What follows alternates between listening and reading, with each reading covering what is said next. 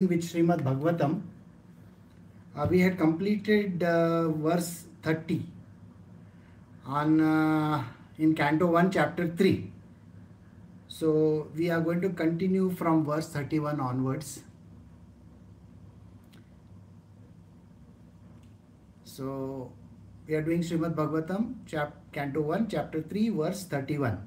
Clouds and dust are carried by air, but less intelligent person says that the sky is cloudy and the air is dirty. Similarly, they also implant material body concept on the spirit itself. This is one line which we have to remember 24/7.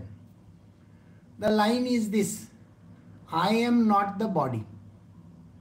I am the spirit soul which is covered by a body. That means I am a water which has got a bottle. Now bottle is not water. Is that correct? So a bottle of water is water itself. We are not concerned with the bottle. We are not going to crunch the bottle and eat it when we are drinking water, isn't it? So water is separate, bottle is separate. Likewise, the spirit is separate and the bottle is separate, which is the body. Body is the bottle. So these two are separate. Never mix them up together. Here he is giving an example where he says that if there is dust all over the place, it is because the dust is flying in the air.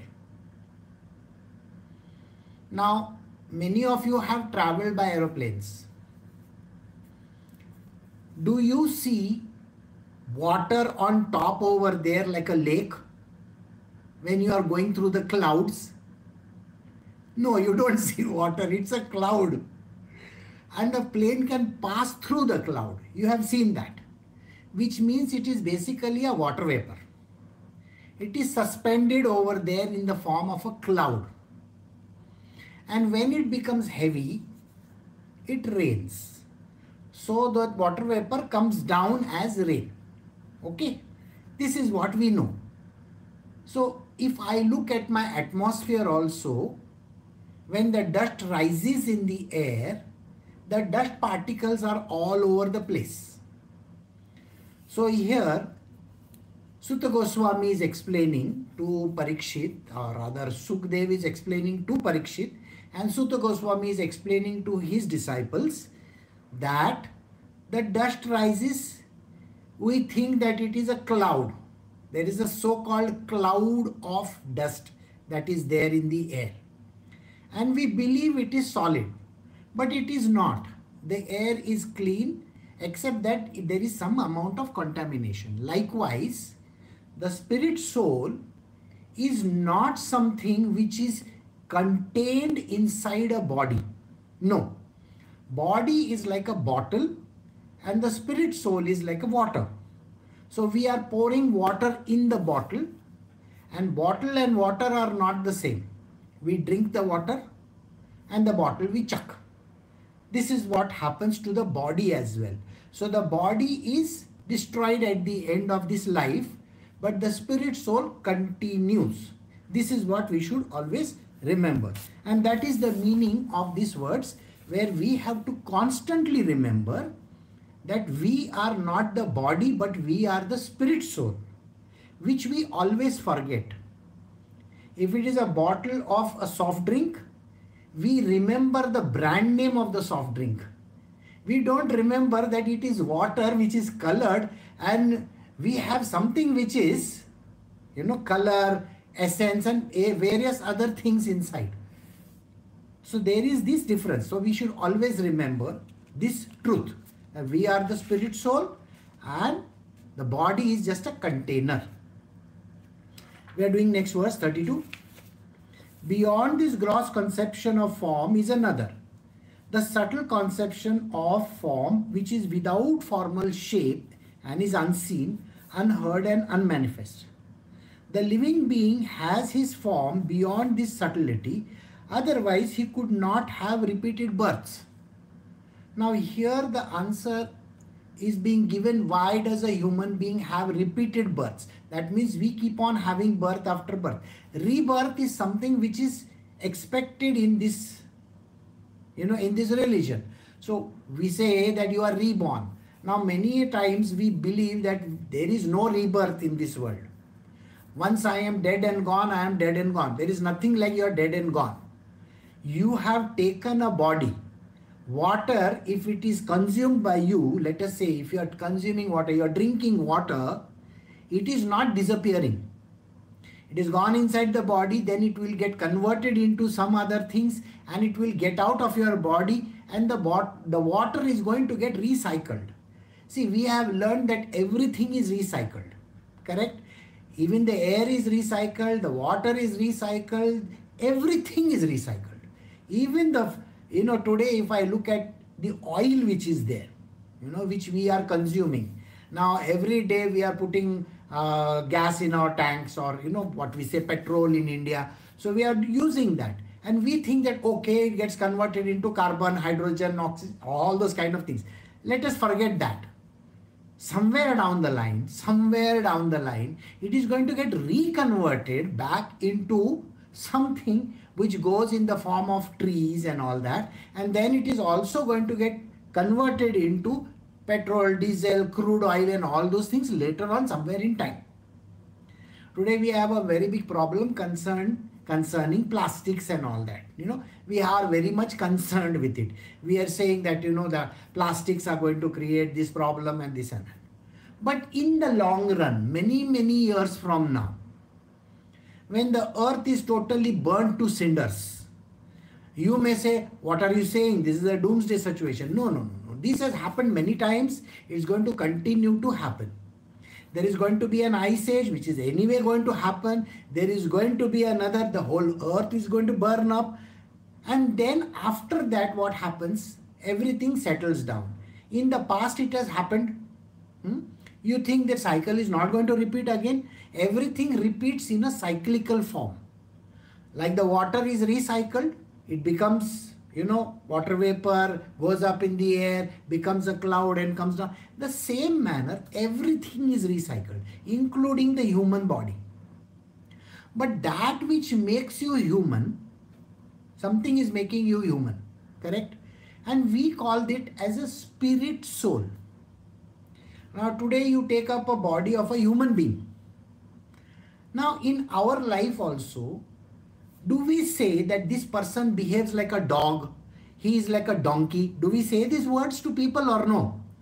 When somebody is acting very lazy in our life, do we call him a donkey, or we can say he's a lazy person? So many things. He looks like a gorilla. We say these words, isn't it? And we don't realize that these words which we are talking about could be the real nature of that person. Maybe he was that in his past lives. Who knows that? Do we know that? Because if you are having a characteristic of a particular kind, then don't you think you must have carried it from somewhere? Right? So there is a rebirth always. So here it is being mentioned that there is a rebirth, and the rebirth is something which we need to understand. One is the body, which is a physical aspect. Now we are taking the body from the mother and the father, correct? In the form of an egg and a sperm. So we are taking that from the mother and the father, and then we are growing up, and we call this as a food body. Why? Because it's the food which makes us grow up, like that. So we call it as a food body. Now we grow up into a big human being, right? We also carry the seed. But there may be a stillborn child. You have seen stillborn children, isn't it? The child is stillborn, and there are many a time when people are dead, People die. At childbirth itself, the child dies. You have seen this happen. Now you will wonder, what is it that went away? Why did this child die? So there must be something in that. So this something which sort of goes away. We say the spirit soul left the body. We say these words, okay? we always think that there is a spirit and a soul which goes away. But now use your brains. Think about it. If there is a spirit soul and it has left, and soul in the greater form is called the super soul, we call the super soul as God. The essence of God is in everyone. And we say God is everywhere. Then how is it that the soul has left the body? Do you get the point? The soul cannot leave the body. It is the body which crumbles. Do you understand this? It's the body which falls. It is not that the spirit soul goes away. That means just now there is God here and now he's disappeared from here.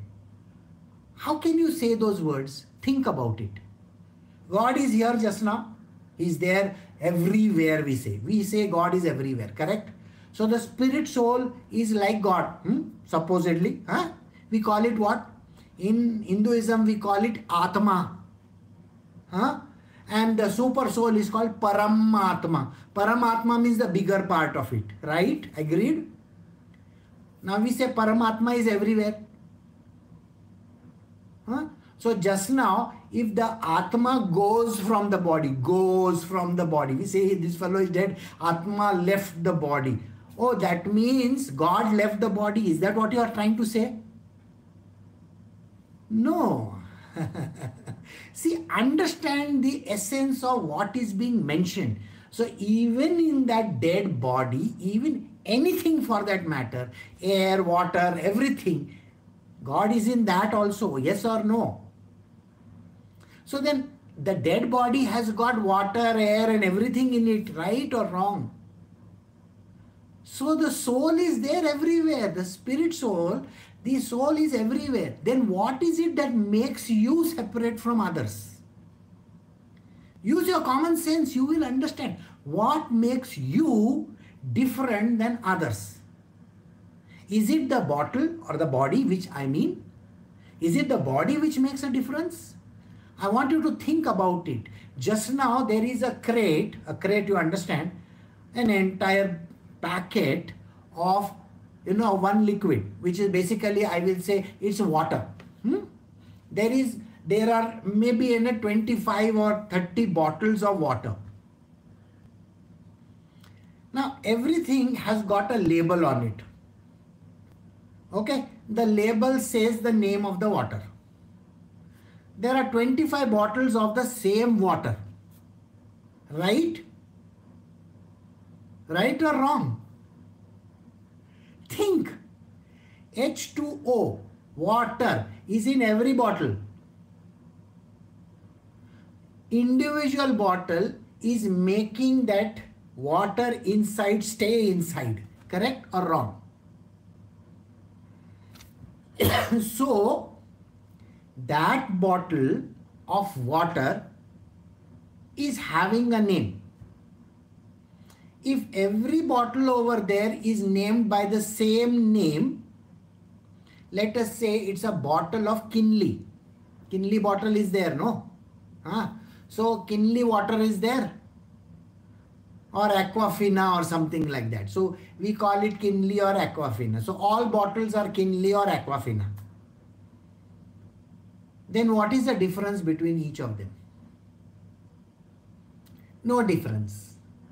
But as a human being, I told you, you have the spirit soul in you, and your bottle is this, the water bottle is this body of yours. Is there a difference in the body? Yes, of course. There is a difference in every body. Every body. Some are dark colored, some are light colored. Some are having blue eyes, some are having gray eyes, some are having brown eyes, some are having black eyes. So many colors are there. Right? Some are tall, some are short. There is a difference. So every bottle has a little difference in it. But still, you will say that the soul, how can it be different in every individual? This is a question you need to ask yourself. The difference lies in the fact that every individual soul, now see the words, individual souls is separated by a concept which is called subtle body.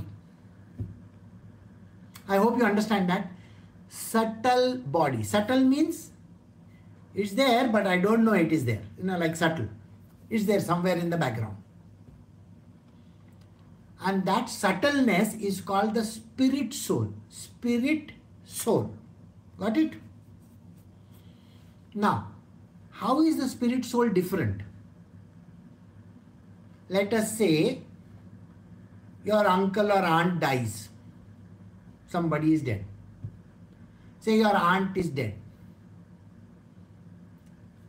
1 year has gone by. And suddenly you see comes in front of you. Does she look like an aunt of yours? Yes. Is that person wearing certain type of clothes?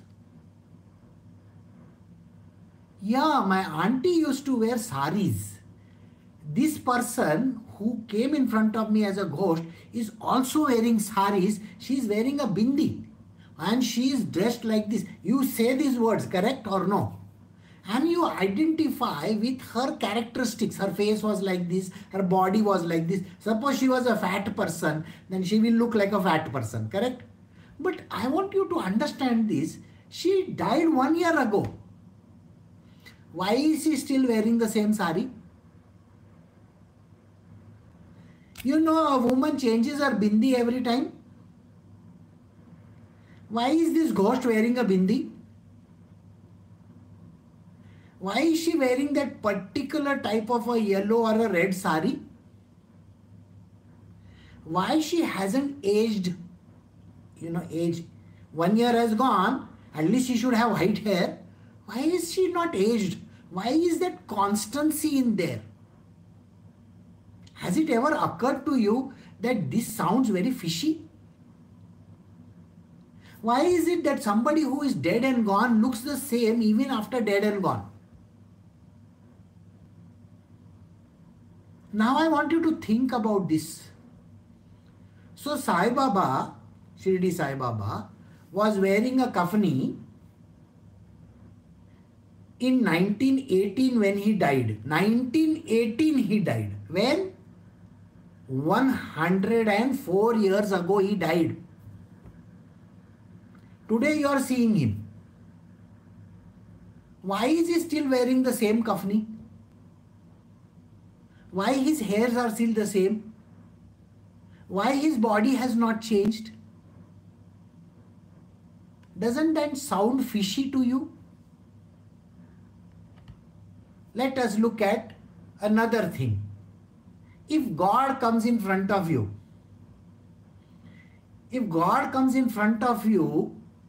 and he was here 2000 years ago or 5000 years ago. Now 5000 years ago dress style was different than today's dress style or no? Today if he is coming, why is he carrying Dhanushyaban or Gada or something like that? I want you to understand this. Why is he carrying those weapons? And why is he wearing a very peculiar dress which was reminiscent of 5000 or 7000 years ago? Why is he wearing that dress today? 7000 years ago or 5000 years ago have gone or 2000 years ago have gone. Should he not be wearing the modern dress? Common sense will tell you, why are we still sticking to that concept? Do you understand this? This question you need to ask, because like idiots we have never asked this question. Have you ever asked this question to your father, mother or some Guruji or some such kind of a person? Why does Sri Ram look the same after so many years? Why does Sri Krishna look the same? Why is he wearing same garments? Why is Sai Baba wearing kafni even today? Why is your auntie who died 10 years ago your auntie died, she was wearing a red color sari when she died. Why is she wearing red color sari today again? Why is common sense not working in y'all? And why is she behaving exactly like this? She should be 10 years later, no? She should be like an old woman, she should be coming. But she is coming like a young person. Why is that happening? Doesn't that tell you there is something fishy over there? Questioning in spirituality is extremely important. And if you don't question, you are the person who has no knowledge. Your children are going to learn the same thing. Oh, my God looks like this only. I hope you understand this. If God comes and stands in front of you today, do you think he is going to be dressed 5,000 years ago what he was dressed in? So please don't be under this impression that God comes and stands in front of you, he is going to wear the same clothes. If you are changing your clothes every day, why is God not changing his clothes? Why is he looking the same? If he is coming today, what is his weapons that he is going to carry? He will maybe have an iPhone with him, you know. Imagine God with an iPhone. Think about it. You have never questioned. And the importance of spirituality is Q-U-E-S-T, quest. Quest means questioning everything. Question everything. Why are you like this? The answer is there, but somebody has to give you the answer. The answer is there in this line. Beyond the gross concept of form, gross means the physical body of ours, there is another form. Subtle conception of form, which is without formal shape and is unseen. This particular form has no shape and it cannot be seen with your naked eyes. Do you understand this? There is a form which cannot be understood because it is not seen and it is having no formal shape. Unheard and unmanifest. We have not heard about this form and it is not having a manifest shape. So he is not having a head, a body, hands and stuff like that. So this particular unmanifest form has no body, no shape, it has no ears, nose and all those things. How do you recognize this subtle form? The living being has his form beyond this subtlety, otherwise he would not have repeated births. Now I hope you understand, you also have a form which is subtle, which cannot be understood by you. Just now, because you are using your common intellect, which is teaching you ABCD and you have been an engineer or a doctor or whoever, you are learning what you have been taught. So-called you have been brainwashed into thinking like that. But you have a subtle form and a subtle body which you have never understood. So naturally, when you take another shape, this subtle form is going to go to that one, isn't it? So how crazy does it sound when you look at your dead aunt or uncle coming in front of you wearing the same clothes which when they died before they were wearing the same clothes. So there is a problem in this world which cannot be explained simply. Ask yourself, why is this? All right? Now, you also have a subtle form. That is why you can take other bodies. That is why you take rebirth. And you can take another form also because you don't have a subtle body in the form of the physical body like this. All right? So how is this subtle body? Nobody can explain. Nobody, because physically if I try to tell you it's omniscient, nothing will go in your head. It is called unmanifest. Do you understand unmanifest? Nobody understands what is unmanifest. It doesn't have attributes. Oh, if it doesn't have attributes, how do I know what it is? So we don't know. That is the idea. Now let us see what happens in the next verse. So we are doing verse 33, Canto 1, Chapter 3, Srimad Bhagavatam. Whenever a person experiences by self-realization that both the gross and the subtle bodies have nothing to do with the pure self, at that time he sees himself as well as the Lord. Now, here comes the kicker. Every human being has a physical body which you can touch, feel and see and all that, and you have a subtle body. These two are separate. Okay? It is only when you get realization, only when you become self-realized, then you will know that that body and the subtle body, whatever the subtle form that is there, has nothing to do with God, has nothing to do with God, or in this way we say self, self. He has nothing to do with the self. But when you become self-realized, when you get self-realization, then something unique happens. You can see the Lord. You can see God. On realization, man sees God. Now when I say he sees God, it's written over here, he sees himself as well as the Lord. So then what actually happened? What happened is this. You have started believing in your body and you call yourself a name, correct? You say that you have a name or no? Everybody has a name, and every person who has a name has a family also. I have a father, I have a mother, I have a husband, I have a wife, I have children, I have a house, I stay in this country. So many things is defining you, correct? After you are dead, what happens? After you are dead, there is no father, there is no mother. There are no children. Can you do anything to them? You can't do anything to anybody. You can't even say, I am staying in India.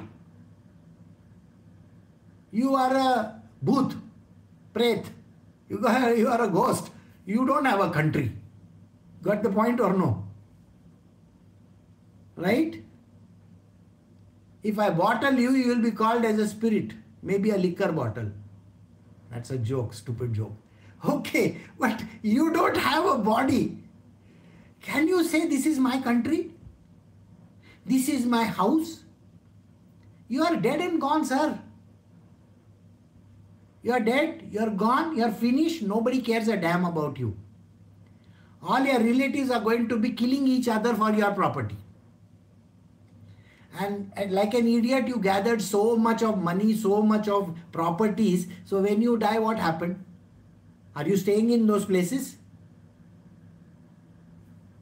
No, you are not.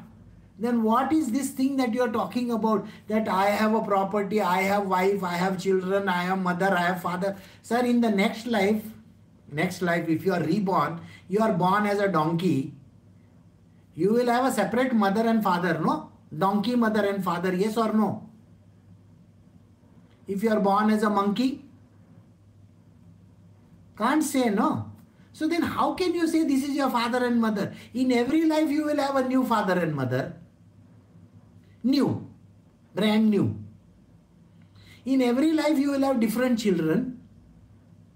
This is my baby. This is my baby. Today you are hankering after your baby. In your next life you will have a monkey baby because you are a monkey. right? Today you are a human being, you have a human baby. Tomorrow you are a monkey, you will have a monkey baby. Let us forget that you are a monkey. But today, let us say you are in India, okay? You have an Indian child, right? My baby, my baby, my baby. Tomorrow you are dead, and you may be born in a very distant land. You are born in Africa, and your color skin is dark in color. Now you are going to have dark babies, black babies, right or wrong? That was a fair baby, this is a dark baby. Now which baby is yours? Common sense will tell you that nobody is yours in this world. When you are born also nobody is yours. When you are dead also nothing is yours. So please don't keep on thinking that this is my mother, this is my father, this is my children. Today you have an Indian child, tomorrow you will have an African child, after tomorrow you will have an Australian child. In every rebirth, and maybe after that Elon Musk will take you to Mars. And in Mars you will have another Martian baby. Come on. This is what it means. So every time when you are dead and gone, the same ownership is not there for anything. So what is dead and gone? So here he explains what is dead and gone is nothing but the subtle body also is gone. Subtle body. And that subtle body takes another form. The subtle body takes another form. Why does it take another form? It takes another form because you own it. You have ownership of it. Now you will have to understand how this ownership happens. You know, many years after your school, you were in school, say in 90s or 2000. Now you are going back to your alma mater, you are going to your school, and then you are looking at the school building, and then you enter the class where you were sitting. You know, your classroom. You know, when you are sitting in the classroom, you had dug your name in a place. Okay, on the desk. You have written your name. You know how many people do that? Have you not seen idiots will go and write the name on a tree? And they will draw one heart with one arrow in it, saying that this one loves that one, something like that. We do know. As a kid, we have done these things. You know, everybody in their youth also have done this. So they will write all these old places. If you go to any of these ruins of some places, you will find all these idiots have carved their name as if it's going to go till eternity. It's not going to happen. So don't bother writing your name anywhere, because the name is only of your body, and tomorrow if you go and become something else, your name will change, isn't it? Right or wrong? Today your name is X, tomorrow your name can be Y. Because you have changed your country, you have changed your religion, you have changed whatever you want to. Now you become a Martian. Okay? You can name your child A, B, C, D to Z, whatever. My name is Z or Z. Tomorrow you can call yourself that, or maybe pi r square, because you are a mathematician. So my name is pi r square. So what is this name carving that you do? So think about it. So you have gone to this school and you have seen your name carved on it, and you have nostalgia about it. You know, I used to sit on this bench. You know, this teacher used to teach us this class, and from here I would throw stones at her, or, you know, throw chalk at her. Something or the other you will do. You are still carrying the remnants of that memory with you. Isn't that what you are doing? Now I want you to think about this. If you, like an idiot, is carrying the remnants of your memory, you meet your ex on the street. Ex, you know, ex-boyfriend, girlfriend and all. Suppose you meet the ex on the street. Oh, what are you doing nowadays? Oh, I am estate agent, I look after properties. And who is this other girl with you? That's his wife. That's my wife, you know. Okay. Do you feel that, because you may have had a bad relationship with this idiot, and naturally you feel like garroting him or murdering him over there. Isn't that what you would like to do? But let us say there is another person. You wanted to get married to this idiot, and he is married to somebody else, and now because of no choice in your life, you have got married to your own idiot. And when you meet this person, you know that flutter will come. Oh, I wish I was there with him. Oh my God, why are you having this kind of a thing? No, nostalgia, memories. These memories are raked up. So this example I have given you for you to understand how, like an idiot, you carry your memories forward. So in this life, you have created memories which are so powerful and strong. Maybe you hated your spouse. You really hate your spouse so much that you may want to not live with her or him for even 1 minute. Now, after many years, you are dead and gone. And that bitterness is there in you. I hate this person, I hate this person, I hate this person, I hate this person. In your next life, you are going to meet the same person because of the memories that you are carrying with you. It's the database is still intact. What does the database say? I hate this person. I had a divorce from him because he beat me, because he did this to me, because he did that to me. I wish I could have, done something to him. And this I wish I could have done is called the desire. And when you die with a desire and you feel, that you are left behind something, you are going to be reborn again so that you can meet the same person all over again. So that you can fulfill your desires. What are you going to do? You're going to fulfill your desires. Right? And now you're going to take that person's place. Suppose he has beaten you. In the next life, your ardent wish is, I want to beat him. So in that next life of yours, you are going to be born so that you can beat the out of him. Understood?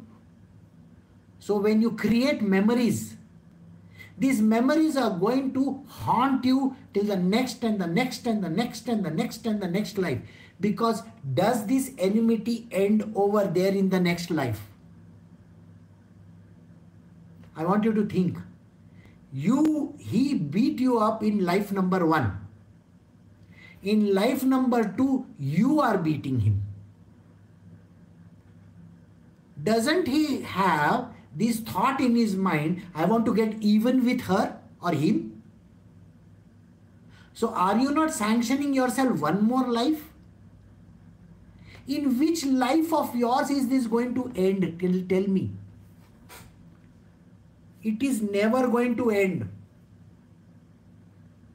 Because you are carrying the past memories of that person.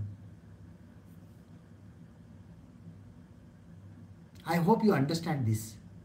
If you have a bitter childhood, you hate your father, your mother or whoever, and you are carrying these memories with you, you are going to be the father or the mother of this same person in your next life, and you are going to behave exactly the way that person has behaved with you, and you will have the same experience of that person. And then that person will think in his own life, I wish I can get even with this idiot. And then you will be born again in the next life and again in the next life, because you want to have a continuum.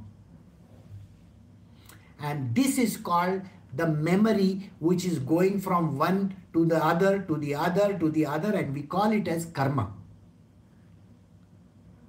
Why would you want to do that? And that is embedded is a software. It's a software. It's an embedded software inside of you. And it is embedded inside this subtle body. Subtle body means you can't see that. Now, when you have a computer, do you see what is all those finer things inside your, the circuit board? You see that? No. You're only looking at the, what? The image over there. That's it. Have you opened your computer to see how the lines are going, how the transistors are working? You have not seen any of those things. In the same manner, your subtle body carries these impressions. They are called past life impressions.